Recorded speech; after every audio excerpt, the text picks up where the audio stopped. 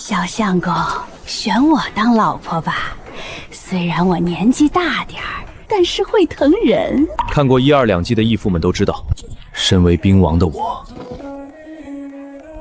居然穿越成为了大周边军的一名小卒，还被迫选了个罪女当妻。小妞儿，咱们伍长让你去暖床，那是对你的恩赐。为了保护妻子不被伍长欺辱，我只能杀死伍长刘武等人。没曾想，对方小舅子竟是掌管粮草攻境的节度使官。好一个季伯达！本官定要让你血债血偿！竟趁着敌方率兵攻打狼峰顶时，故意扣发粮草，拒绝援军，欲置我和500边军于死地。今天若非叶之威及时赶到，我就算能拼死一搏，能否脱身还是一个未知数。季伯达兄弟，大将军叫你进去。属下参见大将军。你是不是觉得我没有处置张金是官官相护，全然不顾边境安危？属下不敢。你都敢拦老夫的帅旗了，什么敢不敢的？老夫也曾年轻过，知道你心里想什么。张怀安与你的恩怨我都知道了，今日军械库之事也已经查清，但我眼下却不能动他。为什么？您身为帝国大将军，北西军统帅，放眼整个北疆，不都是您说了算吗？为何还办不了一个小小的参军？莫非真如自己猜测那般，在这些大人物眼里只有利益？所谓的家国大义都不过是说给别人听的。年轻人，你太小看我卢振衡了。之所以暂时不能动他，是因为他老丈人是户部尚书兼度指使。若是我办了他，往后北疆40万大军的军衣粮草都将是大问题。难怪张怀安如此的有恃无恐，哪怕明知自己那些小动作就要被揭发，依然是那般的气定神闲。原来他有如此强硬的后台。粮草的事情我已经让叶之威去办了，你无需担心。不过胡杰对老龙口和朝天崖各发兵2万，其他地方同样也在暗中集结兵马，我已经抽不出兵力援助狼风口了。看来注定是没有援军了。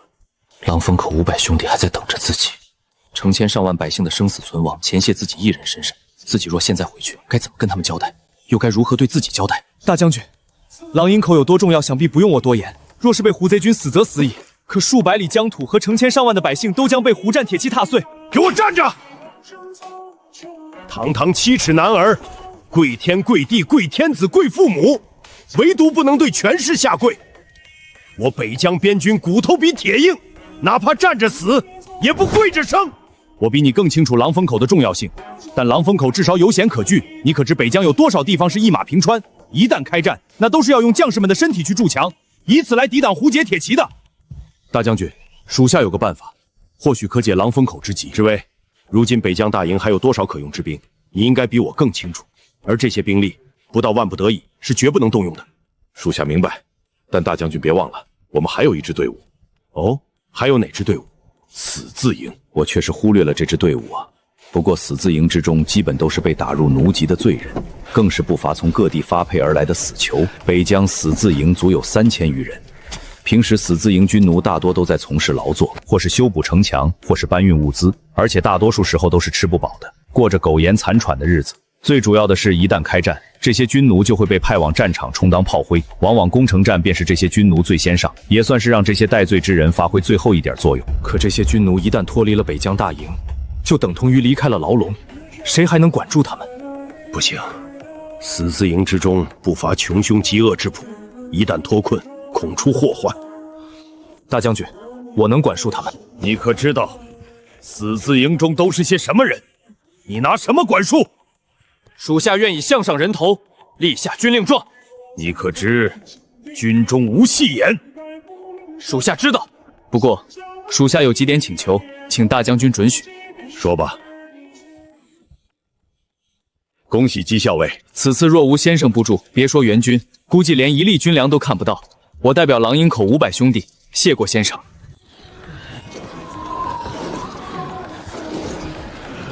我需要1000人，随我一起去杀敌。我无法保证你们跟着我去都能活着回来，但我可以拍着胸脯告诉你们，只要跟我去，无论生死，往后你们都将解除奴籍，堂堂正正做人。解除奴籍？自己没听错吧？这位将军，你说的可是真的？我不是将军，1个时辰前我还只是一位标长，刚被卢帅提为校尉。不过我刚才的话却是卢帅亲口允诺的，不信你们可以问卢帅身边的参军叶大人。卢帅确实答应了，只不过有一个条件，那就是你们必须全程听从姬校尉的命令，若有不从者，全员问斩。好，我们跟你干，大不了就是一死，只要活下来就能翻身。并不是谁都够资格跟着我，因为此次行动九死一生，失败就意味着我也要跟你们一起死。但我不想死，曾参军入伍者出列，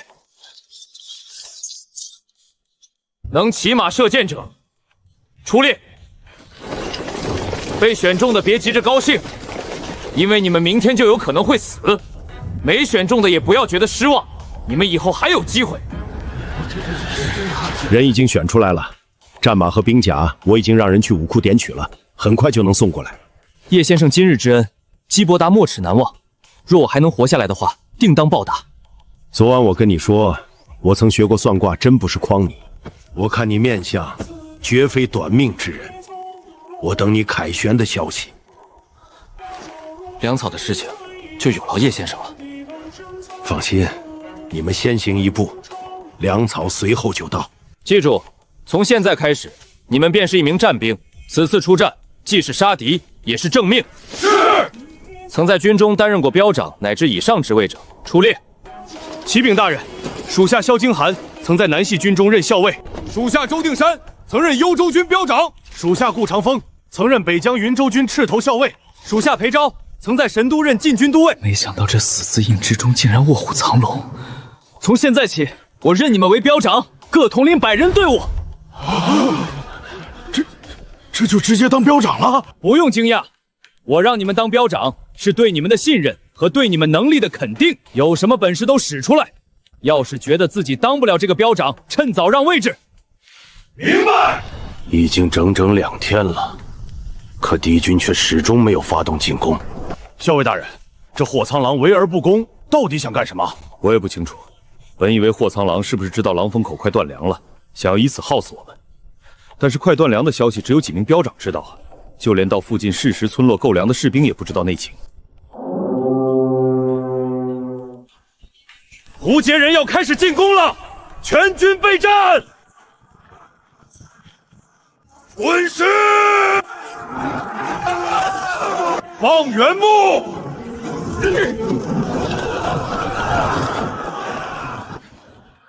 虽说这是胡杰人惯用的进攻方式，可这次对方的主将可是大周叛将霍苍狼，他比胡杰人更了解周军的防守手段，不可能没有应对之策才对啊！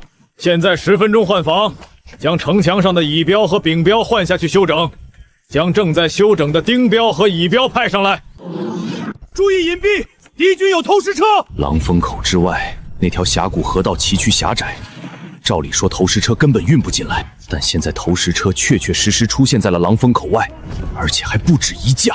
我现在终于明白为何对方之前的攻击那么敷衍，原来对方将投石车拆开搬运过来，此前雪谷之中那些来回穿行的人影是在现场组装啊！传令，甲标携木幔上城支援。得令，命乙标和丙标伐竹，编制竹幔，越多越好。得令，多少木幔全部拿上来。大人，这些木幔都是多年前制作的，一直丢在仓库之中没用过，卑职全部搬上来了。让他们加紧制作，能做多少是多少。是。看来对方应该有5架投石车，而且距离城墙足有400步的距离，弓箭根本够不到。梁铁山，属下在。带几个人去把那架床弩搬上来。是。这东西的射程可达400余步，如今也只能靠它进行反击了。成功了，再来！只可惜，整个狼风口就这1架床弩，要不然完全可以压制对方的投石车。但是库房之中库存的弩箭只有不到200支，按照每次使用3根，用几十次就会耗尽。给我杀！杀死这些入侵者，为兄弟们报仇！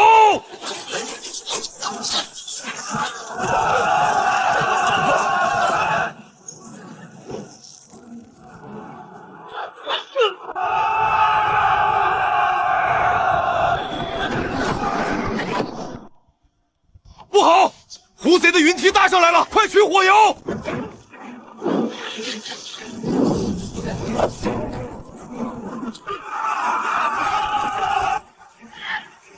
熊广，带人去城门方向支援。是。尽管在开战之前，我就让人用巨石将城门甬道堵死，可一旦对方撞碎城门，便可以疏通甬道，而且这个过程完全处于死角，站在城墙上根本无法阻止。接伯达，你接到援军了吗？我们快顶不住了。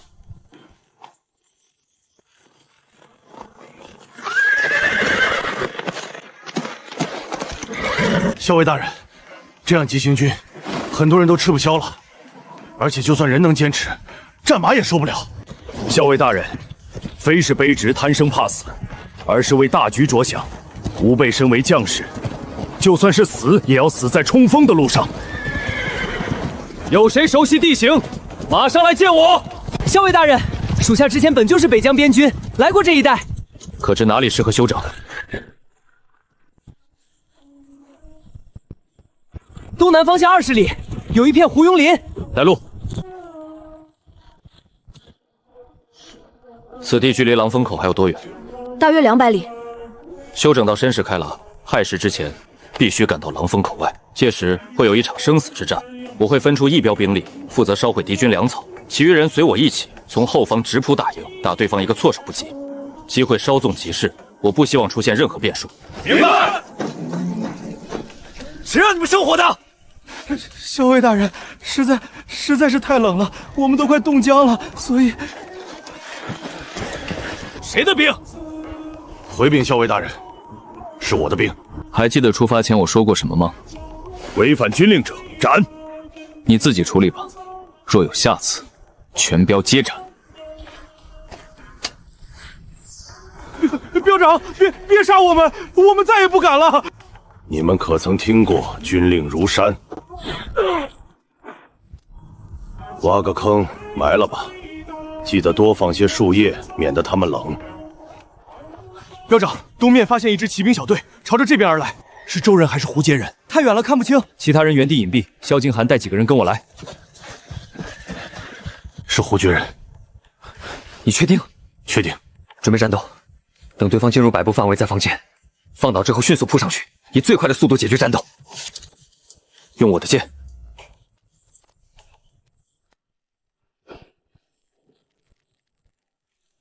放箭！一箭射杀3人，而且箭速比我的破甲弓还要快。好剑术。你叫什么名字？凌略。以后你就跟在我身边吧。有事吗？校尉大人，属下想跟您打听个事情。你想问什么？属下想知道，镇守狼风口的是不是陈振江？你是因为苏老将军之事被牵连，才被发配到死字营的吧？属下曾是苏大将军的牵兵营校尉。半年前，苏大将军被朝中奸人陷害，抄家处死。南系军中苏大将军的一众心腹也都尽数遭受牵连，要么被问斩，要么被发配到各地为奴。如今这队伍中便有近200人出自我们南系军。难怪有那么多人曾在军中服役，原来大部分都来自南系军。堂堂战兵为国戍守边关，却落得如此下场，实在是令人气愤。放心吧，天理昭昭，苏大将军会有沉冤得雪的那一天，陷害他的人也会遭受报应。陈振江还好吗？我不知道，如果我们能及时赶到，应该还能见到他。到时候我再送你一份惊喜。陈振航可不是孬种，我相信他一定能坚持到我们赶过去的。2个时辰后，各标集结队伍，清点人马，准备出发，直奔狼风口。接下来你继续带路。放心，校尉大人，以往我常来巡边，就算闭着眼睛，也能把大家带到狼风口。废物，折损了700精兵，竟拿不下一个小小的狼风口，要你们何用？将军，非是我等无能，实在是那狼风口太过于险要，人太多了施展不开，人太少又难以形成攻势。是啊，将军，狼风口只有一面城墙，周军集中兵力死守，我等之前好几次都登上城墙了，却被打退了回来，而且对方还在城外挖了很多沟壕，我们的工程车每前进一步都是拿士兵的尸体在填。你们的脑袋就先寄存在你们脖子上。今夜你们亲自带队，要么攻下狼风口，要么你们就死在狼风口。校尉大人，你都1天1夜没合眼了，快休息下吧。士兵们的伤怎么样了？唉，能救的都救了，有些根本来不及救。辛苦了，您老先去休息会儿吧。陈大哥，喝口水吧。谢谢。陈大哥太客气了，咱们女儿家虽上不了战场，但也能帮着做些力所能及的事情。援军和粮草有消息了吗？多半是来不了了。我已经让人去通知狼风口的百姓，让大家准备撤离。天黑之前，你也跟他们一起走吧。半年前我家破人亡，如今的狼风口便是我的家，我逃又能逃到哪里去呢？我们是将士，我们的使命就是与狼风口共存亡。但你不一样，听我的，活着比什么都强。我答应过相公，会在这里等他。把秦小根叫过来。是。校尉大人，你找我。秦小根，我交给你一项任务，不许告诉任何人。大人放心，今天晚上，你带着你们彪长夫人，随百姓们一起撤离。啊！这是命令，也是我给你下达的最后一条命令。属下记住了。如果不出意外，今天晚上就是我们最后一晚了吧？毕竟对于胡杰人而言，天黑更有利于他们攻城。有人说，对于将士而言，战死沙场便是最好的归宿；也有人说，男儿无惧生死，但求死而无憾。我不知道死在这里值不值，或许过些年帝国将不会记得我们，但我相信狼风口的百姓会记住我们，这片我们用生命守护的热土会记住我们。兄弟们，如无意外，今日便是我们最后一次并肩作战了。或许我们所有人都将死在这里。我想问你们，怕不怕？不怕，大不了就是一死。这2日早就杀够本了，再多杀一个就是赚一个。好，喝了这碗酒，咱们杀他个痛快。若是觉得不过瘾，到了地府，咱们再杀他一遍。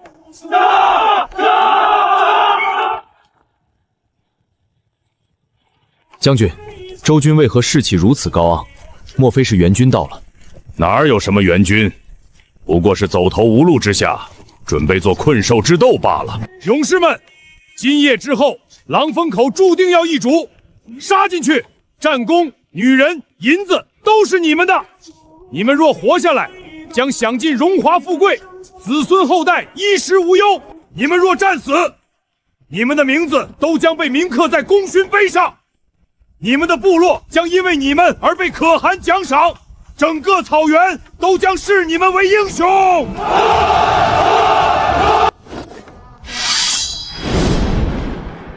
杀！放箭！火药！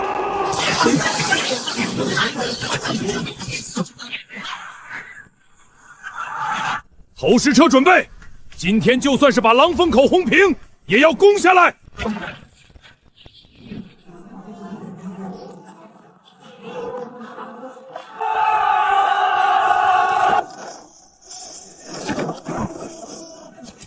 将军，投石车该停了。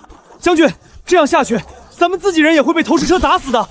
别紧张，死不晚。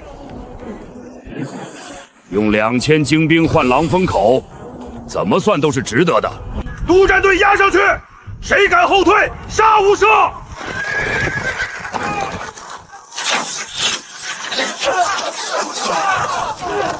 往前冲是勇士，往后退是逃兵。继续进攻，不要给他们喘息的机会。只尽粮绝，无援，城将破。莫非城门已经失守，敌军入城了？虽心有不甘，却也无可奈何。自己已经尽力了，狼风口所有守军都尽力了，只是不知道狼风口的百姓撤到哪儿了。校尉大人，我们来帮你们了！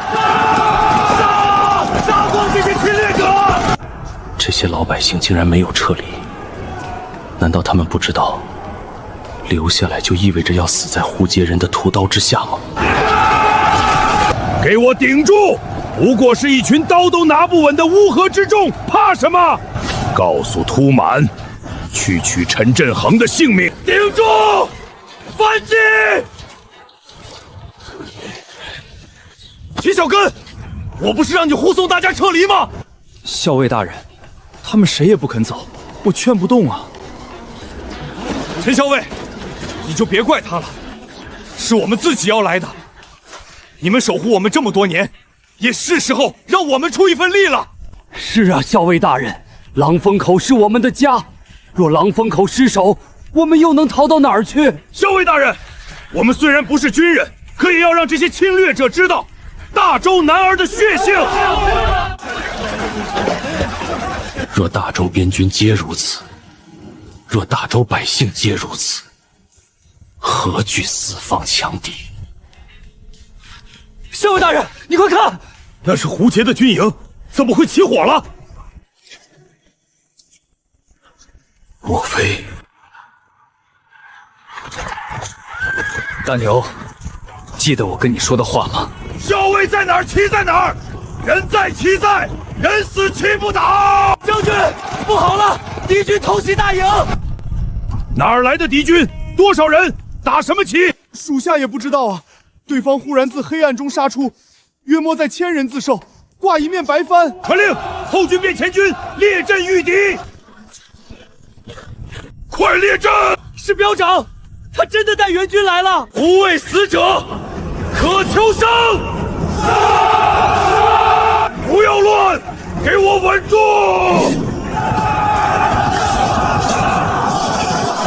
将军，咱们快撤吧，不然就走不掉了。只差一步，自己只差一步就将其攻破了。撤吧，保护将军，撤退！亲兵听令，给我杀出去！拔刀！杀！挡住他们，一个不留！挡住他们，我带将军走。将军小心！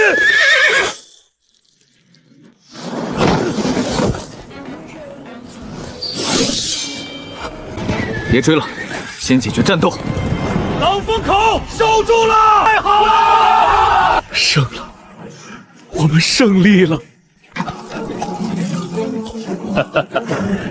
我就知道你一定会来的。还好我赶到了。把战马杀了，给兄弟们做饭。军粮还没到吗？昨晚就已经是颗粒不剩了。本想让兄弟们吃顿饱饭，然后一起上路。不应该啊！我出发之前，押运粮草的队伍就已经从飞龙城出发了，怎么可能现在还没到呢？会不会又是张参军暗中阻挠？这一次是叶之喵亲自派的人，他应该插不了手。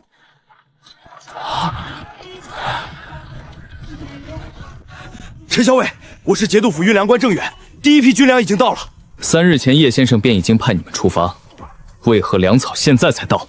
二位大人恕罪，我等在途中遭遇了响马，运粮的马车全部被毁了，还死伤了不少兄弟，只能靠人力先扛一些来应急，这才耽误了时间。北疆早期确实有响马出没，但这些马贼从不敢挑衅边军，更别说是劫军粮这种事情了。而且近些年边军多次剿匪，那些响马要么被剿灭，要么闻风而逃，去其他地方讨生活了。辛苦了，校尉大人言重了。相比起你们与敌人厮杀，我们这点苦算得了什么？我得带人赶回去，把剩下的粮草运过来。耿忠，带一批兄弟去帮忙运粮。是，校尉大人，你们刚打完仗都还没休息一下，让我召集一些乡亲去帮忙运粮吧。上阵杀敌我们不行，但运粮我们还是没问题的。是啊，校尉大人，你就让大家休息一下吧，你们太累了，而且很多人都还带着伤。那就多谢乡亲们了。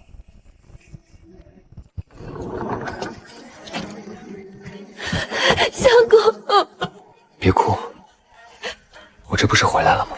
相公，你伤哪儿了？快让我看看。我没事，这些都是敌人的血。相公肯定饿坏了吧？我给你做好了饭。叔叔，你杀了多少个狐贼？叔叔也记不得了。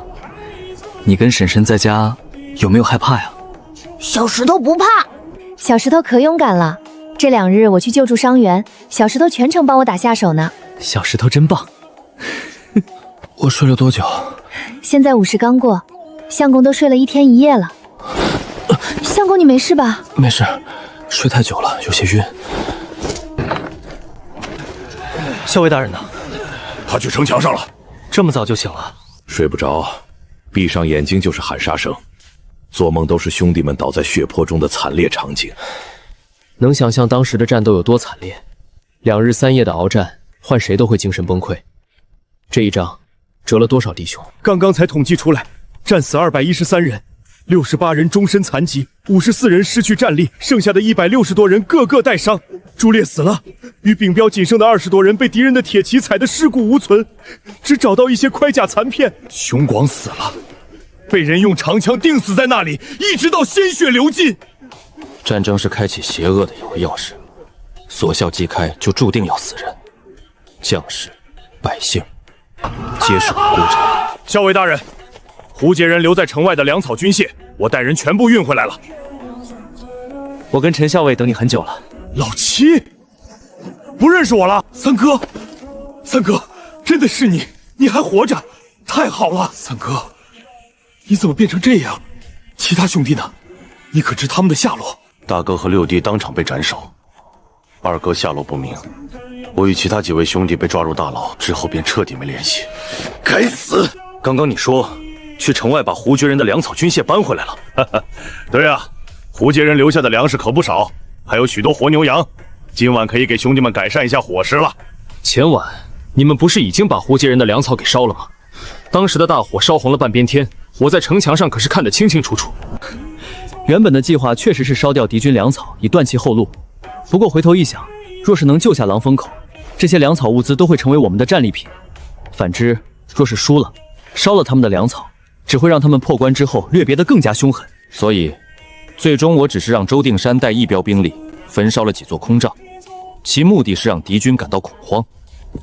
这一战，咱们虽然打赢了，但却赢得侥幸。不要觉得我在打击你们的士气。如果我们当时不是抢占先机，趁着对方阵营混乱发起冲锋，而是与那1000精骑拉开架势对拼，我敢保证，最终被杀得片甲不露的一定是我们。所以，接下来这段时间，咱们除了帮助狼风口完成修缮工作，还得加紧操练，不然下一站我们未必能这么幸运。老七，我第一次去校尉家里吃饭，空着手去不妥吧？没事儿，基伯达不是示弱的人，而且那小子做的一手好菜，一般人想吃还吃不上呢。可我听说姬校尉成家了，就算他不在乎，难免夫人会多想。那就更不会了，你们校尉夫人可是知书达理的贤惠女子。哈哈哈。先坐会儿，火锅马上就好了。校尉大人，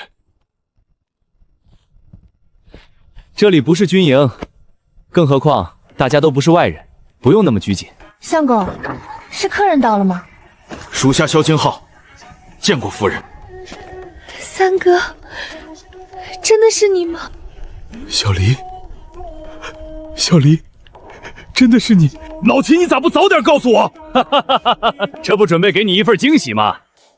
小离，对不起，我作为大将军的亲兵校尉，却没能护住他，对不起。三哥，这不怪你，反倒是你们被苏家连累。姬兄弟，咱们丑话说在前面，虽然你是我的上级，但若是你对我这妹妹不好，我哪怕是以下犯上，也要跟你拼命。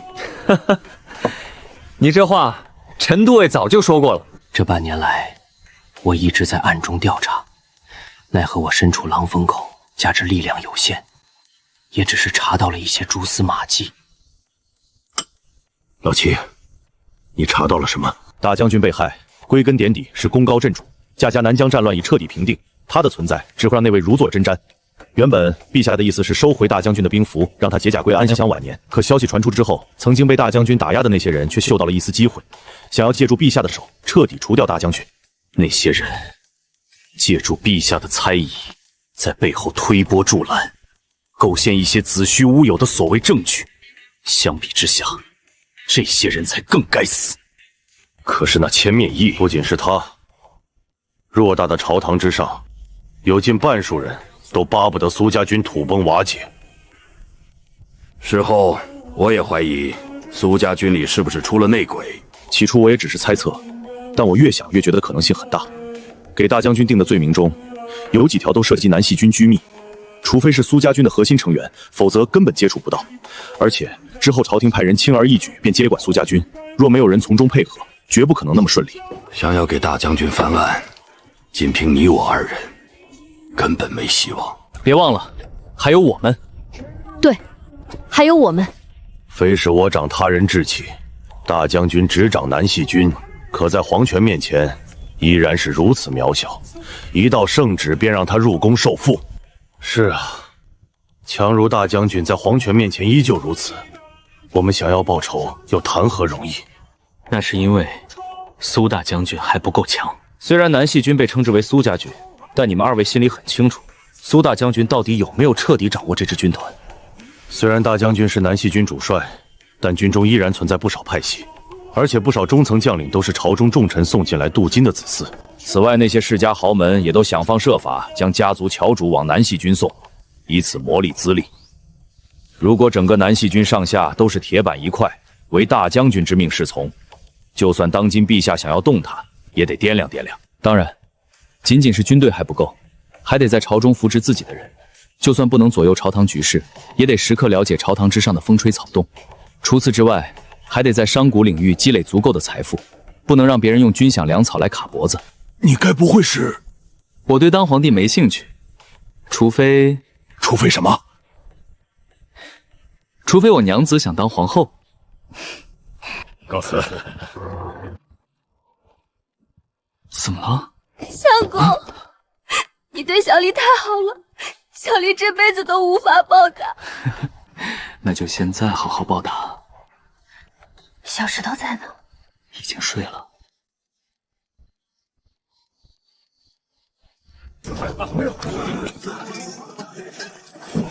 怎么样？看出什么究竟没？这些新器械太过于笨拙，野外作战基本用不上，但若是用在攻城和守城上，却是绝对的利器。若是之前狼风口有足够的床弩和投石车，胡杰人别说登上城墙，就算是靠近城墙的机会都微乎其微。这床弩不对。有何不对？这床弩能射多远？500步内可穿甲破盾。若是改进一番，可将射程提升200步，而且可同时发射5到7支弩箭。真的？怎么改？李师傅，你来一下，把这张后宫翻转过来。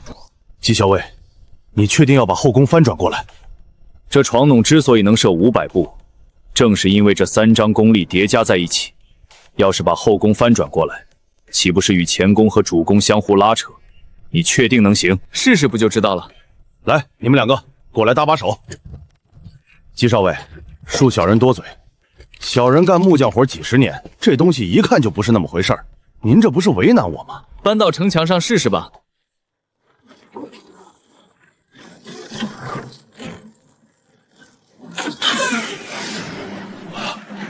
快去测一下距离。是。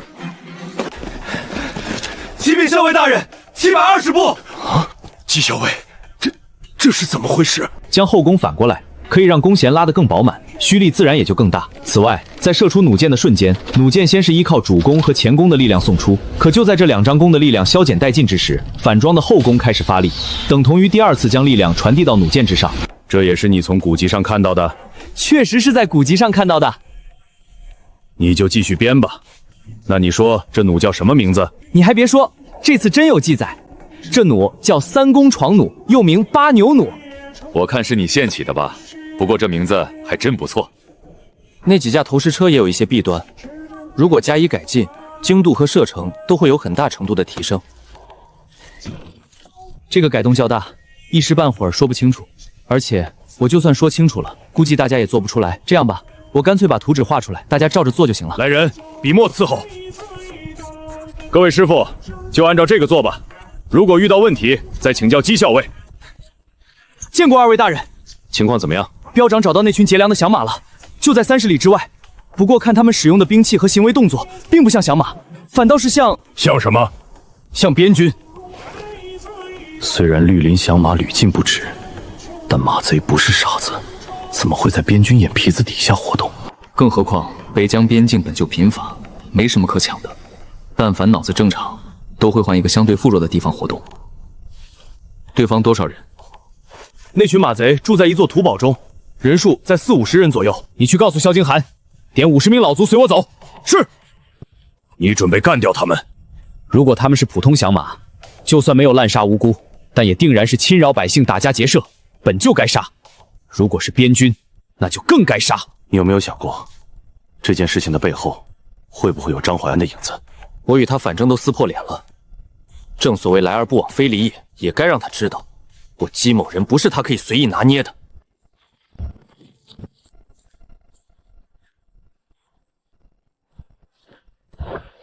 情况怎么样？按照您的吩咐，我们的人只是远远观察，并未打草惊蛇。地形摸清楚了吗？这座土堡以前是一座军驿，已经荒废几10年了。土堡一共前后2道门，周围皆是开阔地，没有掩体。对方大约40-50人，今早有10余骑离开了土堡，至今未归。卑职发现他们使用的竟然是北系军的制式战刀，而且土堡碉楼和城墙上还设置了哨卡。种种迹象表明，他们并非普通降河，反而像是训练有素的边军。萧景寒听令，属下在。你率20人随我从正门杀入，其中10人配盾牌。是。顾长风率20人从后门杀入，后门狭窄，以刀兵为主。得令。秦小根听令，属下在。你带20游骑分散在土堡周围，谨防漏网之鱼。校尉大人，咱们要不要等晚上再行动？这土堡四周没有掩体，晚上自然是更容易靠近。但对方却占着地利之势，我们却对土堡之中的格局一无所知。无论是白天还是晚上，对于我们而言，皆是有利有弊。每一匹马上都有一个被绑住手脚的女子，无论是马贼还是边军，掳掠良家女子都该杀。现在行动，或许能救下那些被掳来的女子。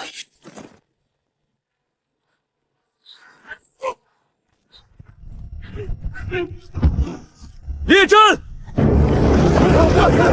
杀进去！各位军爷，我等素无冒犯，为何无故发难？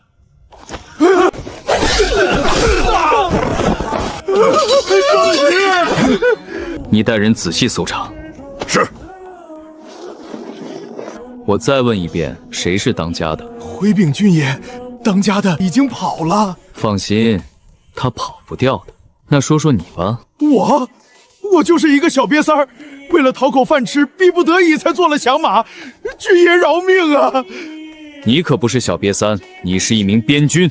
军爷说笑了，小的倒是做梦都想加入边军，奈何几次都没当上。你手上的老茧和下巴的勒痕已经暴露了你的身份，真当我好糊弄吗？我可是北系军校尉，你若杀我，便是同袍相残。没想到还有大雨，竟然抓到一名校尉。看来这座不起眼的土堡，绝没有表面看起来那么简单。我今日前来只为清剿马贼，没见到什么校尉。呵呵，你今日要是敢杀我，我保证你会死得更惨。你要是识相，就带着你的人离开，假装什么都没发生。你未免太高估自己的分量了。你们假扮马贼劫取军粮，仅此一条便是死罪。你觉得你身后的人会保你吗？亦或者说，他敢保你吗？校尉大人，大部分马贼都被斩杀，有10余人被生擒，怎么处理？杀。校尉大人，我们在地窖中找到良家女子，足有30余人。这些马贼正准备对他们灭口，还好我们赶到的及时。之前看到的只有10来名女子，可刚刚查到有30多名。由此看来，掳掠良家女子这种事情，他们已经不是第一次做了。可明知自己等人杀进来，他们却还想着将那些女子灭口再逃跑，这说明什么？还有什么？属下在另一间地窖中发现了大量甲胄和兵器。要知道私藏兵器甲胄，那可是谋反大罪，杀头都是轻的，动辄便是夷3族。说说吧，你们抓那些女子是什么用途？私藏的那些兵器甲胄，又想干什么？说了是死，不说也是死。但我要是不说，家人便可以获得一笔钱财，足够他们下半生开销。你觉得我会说吗？你说我保你活？就你姬伯达不过是一个小小的校尉，放眼北疆，能一只脚把你踩死的大有人在。你拿什么保我？我用手中这把刀和我这条命保证。你若坦白交代，我保你不死。我知道，你的骨子里还是一名边军，一名守土护疆的战兵。做这种伤天害理的事情，也不是你的本意，而是因为某些原因被卷入进来，以至于无法脱身。我想堂堂正正做一名边军，镇守国门，建功立业，可现实却根本不给我机会。都怪当初自己怕死，让自己一步步陷入泥潭。等我醒悟过来，想要后退的时候，发现身后早已经没有了退路。我死不足惜，可我家有年迈的父母，还有嗷嗷待哺的女儿，我怎么能让他们遭受牵连？基伯达心里很清楚，让一个背叛自己的信仰去做一些背道而驰的事情，是一件何等残忍的事情。3年前，我还是北西军中的一名小卒，第一次上战场，两军惨烈厮杀，鲜血飞溅的场景，直接被吓得我双腿发软，索性自作聪明，躺在死人堆里装死。本以为自己很聪明，却没想到被督战队的人一眼看穿。起来，临阵脱逃，该当何罪？当晚，我便被蒙着脑袋带到张参军营帐中。我本以为自己必死无疑，再不济也会被打入死字营，没想到张参军非但没有治我的罪，反而是提拔我为标长，成为他的亲信。你虽然犯了死罪，但本参军给你一个机会。一开始，张参军只是让我做一些无关紧要的事情，后来更是让我悄悄将兵器甲胄运到这里，之后又将一些跟我一样犯了错、本该打入死字营的军卒带到这里来。那些女子便是从数十里外的村镇掳来的，关一段时间，等风头过了，便会被送走。送去何处？关外，给胡觉人当女奴。本以为这些人强抢民女，要么是满足一己私欲，要么是转卖牟利，没想到他们竟然如此毫无底线，直接转交给胡觉人。北疆边军舍生忘死，浴血奋战，戍守边疆，素风饮血，守的不仅是脚下山河，更是黎民百姓。可这些人面兽心的家伙，竟然做出如此丧心病狂的事情，将自己的同胞子民当成货物卖给敌国，可想而知，这些女子流落到胡杰之后的命运，简直不敢想象。那兵器甲胄呢？准备用来做什么？跟那些女子一样，过段时间就会有商队路过这里，将其运到关外。如果说将百姓女子卖到胡杰是人神共愤的话，那倒卖兵器铠甲就是实打实的国贼了。毕竟胡杰可是大周的生死大敌，那些兵器和铠甲都会成为攻打大周的神器，他们这无异于在给敌人递刀。这种人就算将其千刀万剐，也毫不为过。该杀！这些事情大将军可曾知情？具体我也不确定，但从种种迹象表明，大将军应该不知情，要不然我们也不用这般小心翼翼。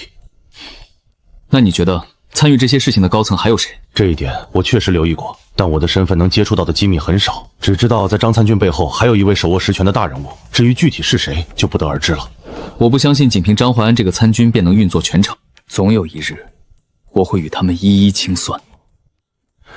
我知道的都说了，你动手吧。你虽是身不由己，但犯下的这些罪孽却不是一死就能了结的。我这种人死后当下地狱，永世不得超生，死对于我而言不过是一种解脱。留着你这副躯体，杀敌赎罪吧。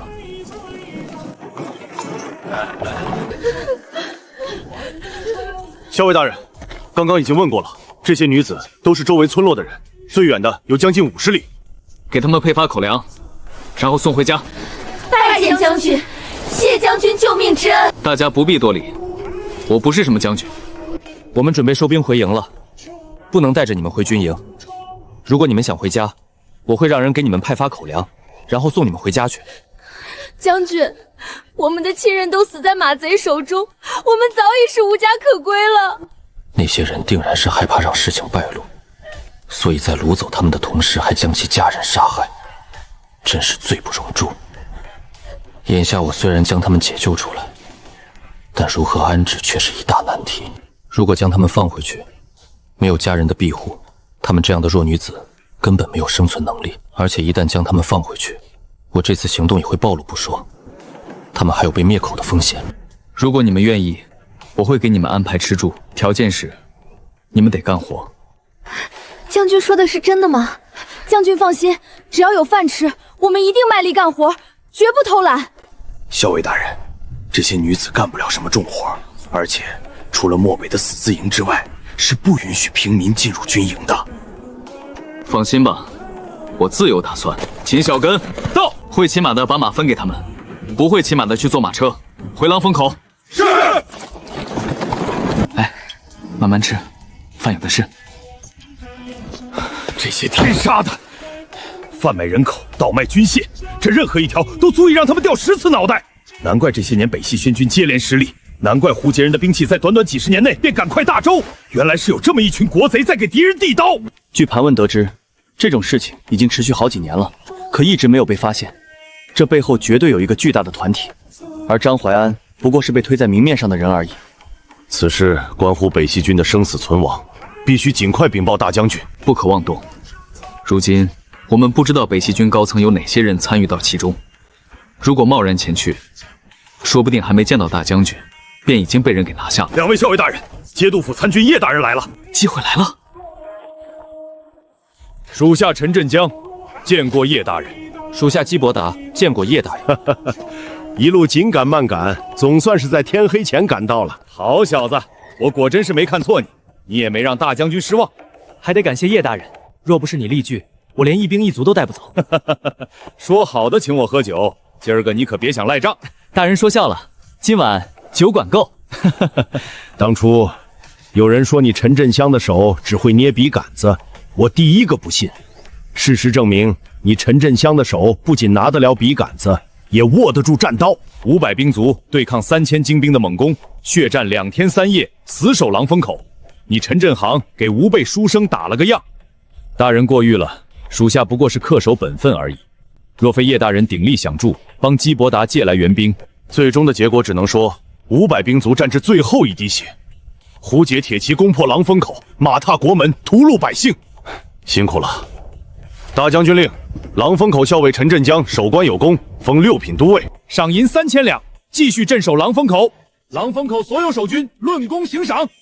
谢大将军，属下一定不辱使命，不让胡塞踏入狼风口半步。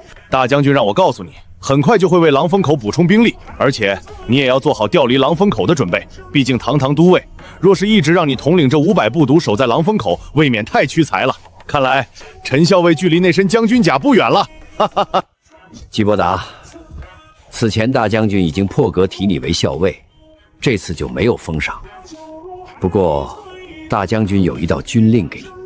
属下接令，死字营全体将士不畏生死大破敌军，特为所有士兵解除奴籍。从今往后，养有军卒同等军饷俸禄。全营暂驻狼风口休养，协助修缮，择日调离。谢大将军。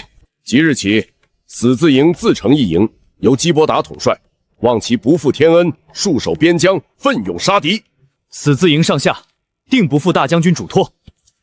这是大将军亲自赐下的死字营营旗，尝尝。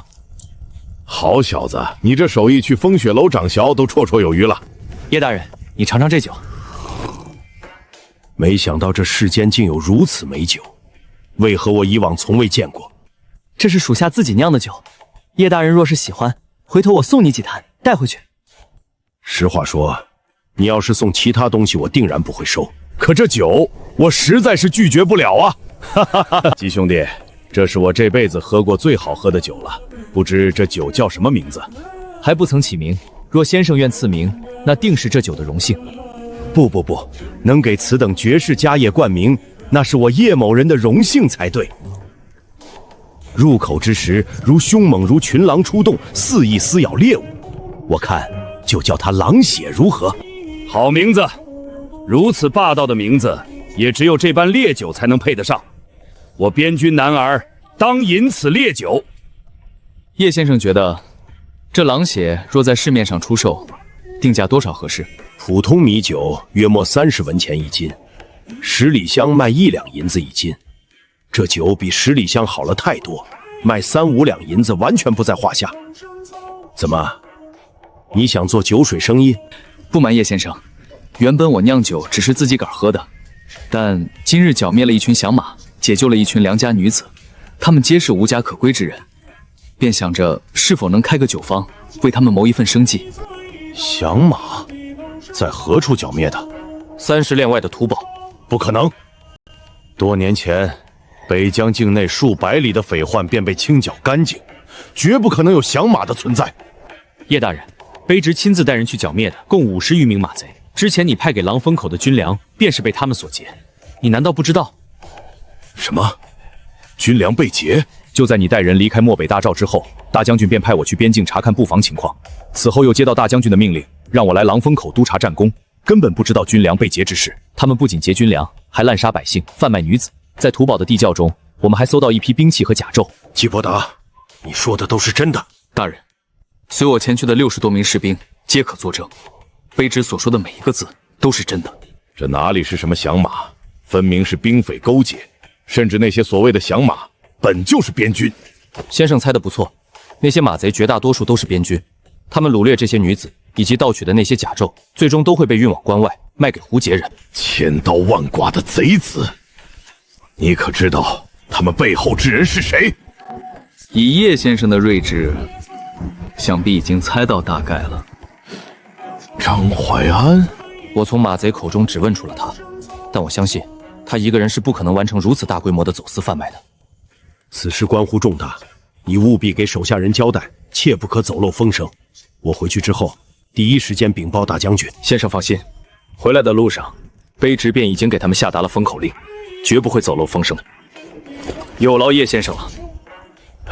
二位言重了，相比起我这个只会在帐中纸上谈兵的书生，你们才是大周的脊梁。虽朝廷腐败，官员贪腐，权贵自重，士族林立，但我等终究是周人。若有朝一日边关失守，真正受苦的依然是百姓。